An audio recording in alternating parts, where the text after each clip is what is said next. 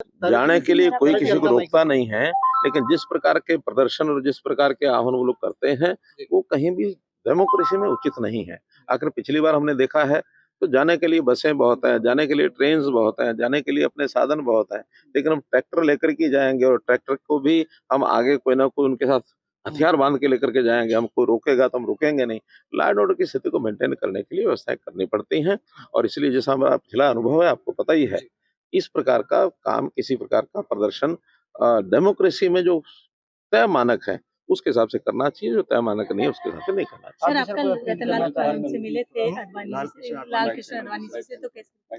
देखिए, मुझे बड़ा अच्छा लगा कि भारत रत्न से सम्मानित किए गए हमारे देश के नेता श्री लालकृष्ण जी आडवाणी, वरिष्ठ नेता हमारे, और उन्होंने पूरा जीवन पार्टी को खड़ा करने में जनसंघ से लेकर के जनता पार्टी, भारतीय जनता पार्टी, और यहाँ आज हम जिस स्थिति पर खड़े हैं, इसमें हमारे उन नेताओं का बहुत बड़ा योगदान है। और ये भी एक विशेष बात है कि इन 2 महीनों में ही यानी 5-5 भारत रत्न देश के प्रधानमंत्री जी ने और हमारे राष्ट्रपति महोदया ने निर्णय करके जो दिए हैं, मैं उनका आभारी हूँ। चाहे उसमें हमारे कर्पूरी ठाकुर हों, लालकृष्ण जी आडवाणी हों, चाहे बाद में नरसिम्हा राव हों, चौधरी चरण सिंह जी हों, स्वामीनाथन हों, तो ऐसे देश की महान विभूतियों को और इस प्रकार से सम्मानित करना एक बहुत बड़ा काम है। सर, कल पंजाब के मुख्यमंत्री बजट सेशन में वो अविश्वास प्रस्ताव लेकर आएंगे। मैंने आह्वान किया था, वो तो बहुत देर कर दी उन्होंने। मैंने तो हर एक सेशन में मैंने कहा था 6 महीने बाद लाया करें, ताकि हमारी बात को वो सुने। वो सुनते ही नहीं है, भाग जाते हैं। इस बार कम से कम सुनने का उनको मौका कल पंजाब की सीएम ने दावा किया कि जितना मीडिया के लोग अपना सिक्योरिटी के लोग दूर होंगे, उतना ये ठीक कर पाएंगे।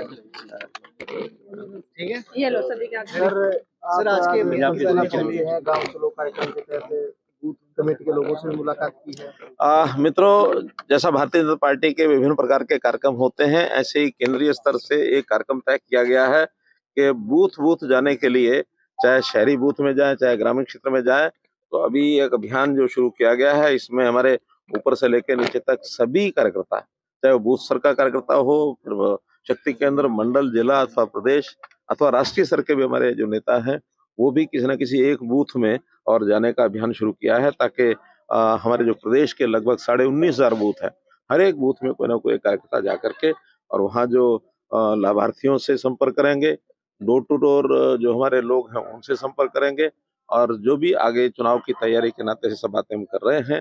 इसलिए बड़े-बड़े कार्यक्रम अपने स्थान पर हैं, लेकिन सबसे ज्यादा प्रभावी होता है डोर टू डोर जा करके, और हम लोग जो व्यक्तिगत संपर्क करते हैं, उसमें से वास्तविकता भी हमें पता लगती है कि हम आज कहाँ खड़े हैं, क्या हमको काम करना है।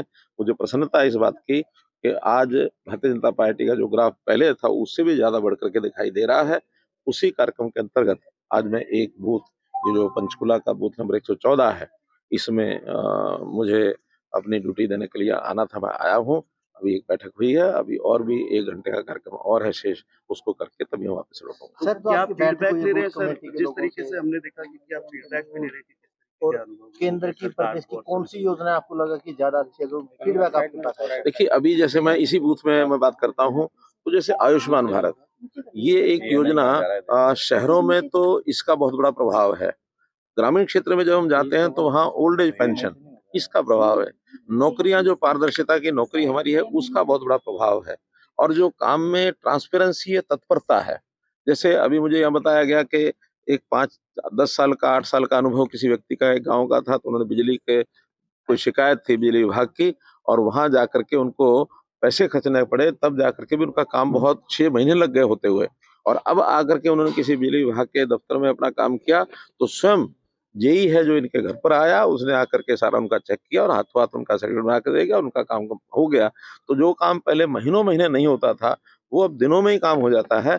एक बहुत बड़ी उपलब्धि, और परिवार पहचान पत्र की भी बहुत बड़ी प्रशंसा लोग कर रहे हैं कि ये यूनिक एक कार्यक्रम जो हरियाणा में हमने किया है, शायद ही कहीं किसी और प्रदेश में और देश में हो, इसको लोग फॉलो कर रहे हैं। तो हमारी जितनी भी योजनाएं हैं, नई योजनाएं हैं, नए प्रयोग हैं, उनके प्रति लोगों का बहुत बड़ा एक आकर्षण बना है।